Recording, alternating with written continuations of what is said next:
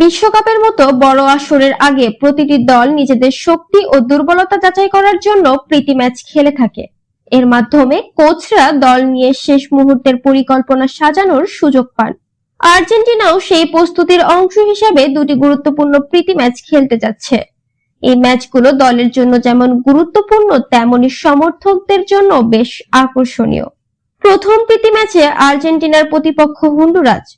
আন্তর্জাতিক ফুটবলে আর্জেন্টিনা একটি শক্তিশালী দল হিসেবে পরিচিত। বিশ্বকাপ জয়ের পর দলটির আত্মবিশ্বাসও অনেক বেশি। অন্যদিকে হন্ডুরাস তুলনামূলকভাবে কম শক্তিশালী দল হলেও ফুটবল কোনো প্রতিপক্ষকে ছোট করে দেখার সুযোগ নেই। তাই এই ম্যাচে আর্জেন্টিনা নিজেদের সেরা পারফরমেন্স দেখানোর চেষ্টা করবে।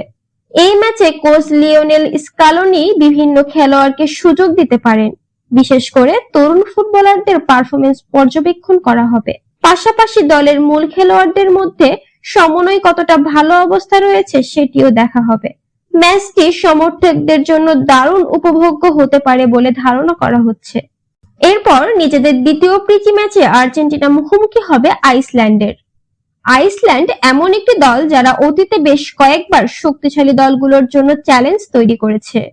তাদের সংগঠিত রক্ষণ ভাগ এবং দলগত খেলা সবসময় আলোচনায় থাকে। তাই এই ম্যাচেও আর্জেন্টিনাকে সতর্ক থাকতে হবে।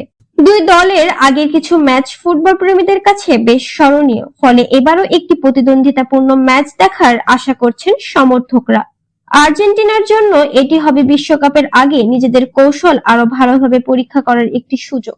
বিশ্বকাপের আগে এই দুটি ম্যাচের গুরুত্ব অনেক বেশি, কারণ ভালো ফলাফল দলকে বাড়তি আত্মবিশ্বাস দেয়।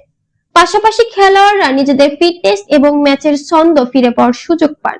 কোচিং স্টাফও বুঝতে পারেন কোন জায়গায় উন্নতি দরকার এবং কোন খেলোয়াড়দের উপর বেশি ভরসা করা যেতে পারে। আর্জেন্টিনার সমর্থকদের প্রত্যাশাও অনেক বেশি। তারা চান দলটি প্রীতি ম্যাচগুলোতে ভালো পারফরমেন্স করে বিশ্বকাপ মিশন শুরু করুক। বিশেষ করে দলের অভিজ্ঞ ও তরুণ খেলোয়াড়দের সমন্বয় কেমন হয় সেটি দেখার জন্য সবাই অপেক্ষা করছেন। সব মিলিয়ে বলা যায় বিশ্বকাপের আগে আর্জেন্টিনার এই দুটি প্রীতি ম্যাচ অত্যন্ত গুরুত্বপূর্ণ হতে যাচ্ছে। ম্যাচগুলো শুধু ফলাফলের জন্য নয়, বরং দলের প্রস্তুতি এবং ভবিষ্যতের পরিকল্পনার জন্য বিশেষ ভূমিকা রাখবে। ফুটবল বিশ্বের সর্বশেষ খবর, ম্যাচ বিশ্লেষণ, ট্রান্সফার আপডেট এবং বিভিন্ন দলের বিশেষ তথ্য পেতে আমাদের সঙ্গে থাকুন।